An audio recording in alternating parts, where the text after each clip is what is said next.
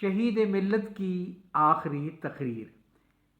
آئیے سنتے ہیں تحریر جناب سبحان امتیازی صاحب کی، جو اس واقعے کے چشمدید گواہ بھی ہیں اور راوی بھی، اور انہوں نے یہ واقعہ اپنی کتاب چند یادیں چند باتیں میں درج کیا ہے۔ آئیے سنتے ہیں کہ سبحان امتیازی صاحب کیا کہتے ہیں۔ آج 16 اکتوبر ہے اور سن 2012۔ آج مجھے رہ رہ کر 61 سال پہلے کا آنکھوں دیکھا واقعہ یاد آ رہا ہے، جسے میں کبھی بھلا نہیں سکوں گا۔ یہ سن 1951 تھا اور اکتوبر کے مہینے کی 16 تاریخ۔ اس وقت میں 5ویں جماعت میں پڑھتا تھا۔ مجھے رفیق نے بتایا کہ کمپنی باغ میں آج شام کو وزیر اعظم پاکستان خان لیاقت علی خان کی تقریر ہے اور وہ ان کی تقریر سننے کے لیے جا رہا ہے۔ رفیق نہ صرف میرا محلے دار تھا بلکہ میرا ہم جماعت بھی تھا۔ اس نے مجھے بھی ساتھ چلنے کے لیے کہا۔ میں نے اس کے ساتھ کمپنی باغ جانے کی حامی بھر لی۔ ہم دونوں شام کو خرامہ خرامہ پیدل کمپنی باغ پہنچے۔ وہاں لوگوں کا جم غفیر تھا اور گراؤنڈ میں تل دھرنے کی بھی جگہ نہیں تھی۔ بہرحال ہم دونوں کو سب سے پیچھے کھڑے ہونے کی جگہ مل گئی۔ تھوڑی دیر گزری تھی کہ لیاقت علی خان اپنی مخصوص ٹوپی، اینک اور شیروانی کے ساتھ اسٹیج پر تشریف لائے۔ مائکرو فون کے سامنے کھڑے ہو گئے۔ ابھی انہوں نے میرے عزیز ہم وطنوں ہی کہا تھا کہ فضا میں گولیاں چلنے کی آوازیں سنائی دی، جیسے کوئی ہوا میں پٹاخے چھوڑ رہا ہو۔ ابھی ہم دونوں دوست یہ سمجھنے کی کوشش ہی کر رہے تھے کہ کیا ہوا ہے، اچانک اسٹیج پر افراتفری مچ گئی۔ گراؤنڈ میں لوگ بے قابو ہو کر ایک دوسرے کو دھکے دیتے ہوئے ادھر ادھر بھاگنے دوڑنے لگے۔ ہم دونوں بھی اور لوگوں کی دیکھا دیکھی گراؤنڈ سے باہر کی طرف بھاگے۔ اتفاق سے باغ سے باہر جانے کا گیٹ، جو مری روڈ کی طرف کھلتا تھا، اس جگہ کے قریب تھا جہاں ہم کھڑے تھے۔ اس بھاگ دوڑ میں رفیق سے بچھڑ گیا اور میں اکیلا ہی بھاگتا دوڑتا ہوا گھر کی طرف روانہ ہوا۔ باقی لوگ بھی تیز تیز قدم اٹھاتے ہوئے ادھر ادھر آ جا رہے تھے۔ میری کوشش تھی کہ کسی طرح جلد سے جلد گھر واپس خیریت کے ساتھ پہنچ جاؤں۔ آخر کار میں کولی روڈ، بھاوڑا بازار، اردو بازار، بازار کلاں اور بانسا والا بازار سے گزرتا ہوا نہرو روڈ پر پہنچ گیا۔ وہاں سے اپنے محلے اکال گڑھ میں داخل ہونے میں چند گز کا فاصلہ رہ گیا تھا کہ والد صاحب دفتر سے واپس آتے ہوئے گھنٹی بجاتے ہوئے سائیکل پر سوار میرے قریب سے گزرے۔ سائیکل سے اتر کر ٹھہر گئے۔ میں جب ان کے قریب پہنچا تو مجھ سے یوں مخاطب ہوئے، کہاں سے آ رہے ہو؟ انہوں نے غصے سے پوچھا۔ کمپنی باغ سے، میں نے ڈرتے ڈرتے جواب دیا۔ کیوں گئے تھے؟ انہوں نے دوسرا سوال کیا۔ لیاقت علی خان کی تقریر سننے، میں نے آہستہ سے جواب دیا۔ کیا ضرورت تھی جانے کی؟ انہوں نے چیخ کر پوچھا۔ میں نے کوئی جواب نہ دیا اور سر جھکا کر اور منہ لٹکا کر کھڑا رہا۔ چلو بیٹھو سائیکل پر، تمہیں پتہ ہے وہاں گولی چل گئی ہے۔ انہوں نے مجھے سائیکل کے وسطی آہنی ڈنڈے پر بٹھایا اور خود سائیکل پر سوار ہو گئے۔ وہ سارے راستے مجھے ڈانٹتے ہوئے گھر لے آئے۔ گھر آ کر والدہ صاحبہ کو سارا ماجرا سنایا، خوب چیخے چلائے۔ میں والدہ صاحبہ کی گود میں دبک کر بیٹھ گیا اور والد صاحب کی مسلسل ڈانٹ ڈپٹ سنتا رہا۔ اس دوران والدہ صاحبہ نے مجھ سے کوئی بات نہ کی، بلکہ میرے بالوں میں انگلیاں پھیرتی رہیں اور مجھے تسلیاں دیتی رہیں۔ کتنی محبت تھی، کتنی شفقت تھی، کتنا پیار تھا ان کو ہم سب سے۔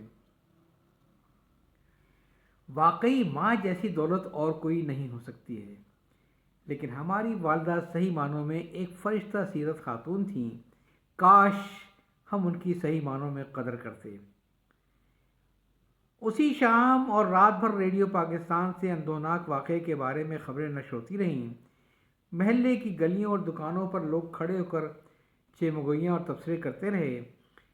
اگلے روز صبح ہی صبح نہ صرف یہ ریڈیو سے بلکہ راولپنڈی کے تمام اخبارات میں یہ افسوسناک خبر شہ سرخیوں کے ساتھ چھپی کہ پاکستان کے پہلے وزیر اعظم نواب زادہ لیاقت علی خان کو راولپنڈی کے کمپنی باغ میں ان کے تقریر کرنے سے پہلے ہی ایک شخص نے گولی مار کر قتل کر دیا۔ انا للہ و انا الیہ راجعون۔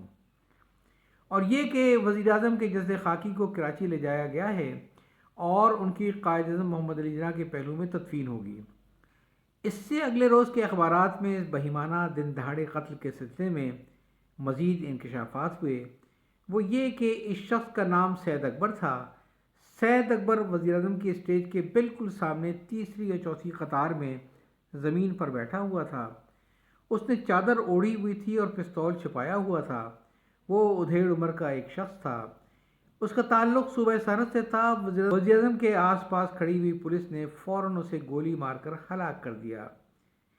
وہ خاص اسی مقصد کی خاطر راولپنڈی آیا تھا اور صدر میں میسی گیٹ کے علاقے میں ایک ہوٹل میں کمرہ کرائے پر لے کر ٹھہرا ہوا تھا، لیکن اس قتل کی وجوہ کا 61 سال گزرنے کے باوجود بھی پتہ نہ چل سکا۔ کس نے اس کو اس بات پر مجبور کیا کہ وہ یہ مذموم حرکت کرے؟ خان لیاقت علی خان پاکستان کے پہلے وزیر اعظم کو خراج تحسین پیش کرنے کے لیے حکومت وقت سے اس وقت تو کچھ نہ ہو سکا، البتہ اس نے کمپنی باغ کو لیاقت باغ کا نام دے دیا اور ان کی یادگار کے طور پر اس جگہ پر جہاں یہ ہولناک واقعہ ظہور پذیر ہوا تھا ایک ہال تعمیر کر دیا گیا جو لیاقت میموریل ہال کہلایا۔ اس میں ڈرامے، ثقافتی پروگرام، دیگر رنگ رنگ تقریبات منعقد ہوتی رہتی ہیں۔ خواجہ شوکت یاسین روڈ جو کمپنی باغ کے سامنے سے گزرتی تھی اس کا نام لیاقت روڈ رکھ دیا گیا۔ جہاں سے یہ سڑک فوارہ چوک کے پاس جا کر ختم ہوتی ہے وہیں پر مشن اسکول کے سامنے جو مارکیٹ بنی اس کا نام بھی لیاقت مارکیٹ ہے۔ جوہر چوک کے قریب راولپنڈی کینٹ میں federal government Liaquat Ali degree college بھی بنایا گیا۔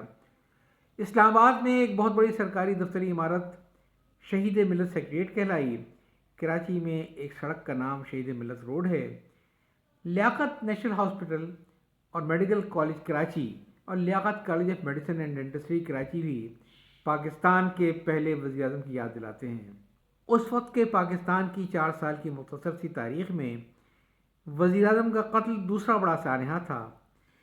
پہلا قائد اعظم محمد علی جناح کی رحلت جو پاکستان بننے کے 1 سال بعد ہوئی اور دوسرا لیاقت علی خان صاحب کا مارا جانا۔ اس لحاظ سے یہ مملکت خداداد پاکستان کا پہلا سیاسی قتل بھی تھا۔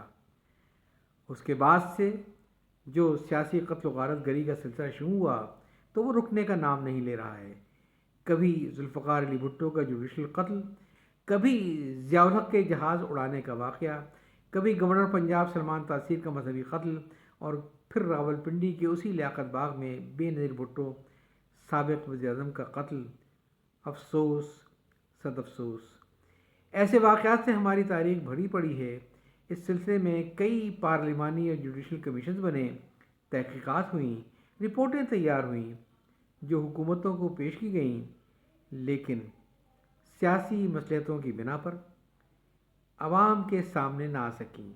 نہ جانے یہ سلسلہ کب تک یوں ہی چلتا رہے گا۔ تحریر آپ سن رہے تھے شہید ملت کی آخری تقریر، جسے لکھا تھا جناب صوبان امتیازی صاحب نے اور جو ان کی کتاب چند یادیں چند باتیں میں شامل ہے۔ یاد چاہتا ہوں۔ اللہ حافظ۔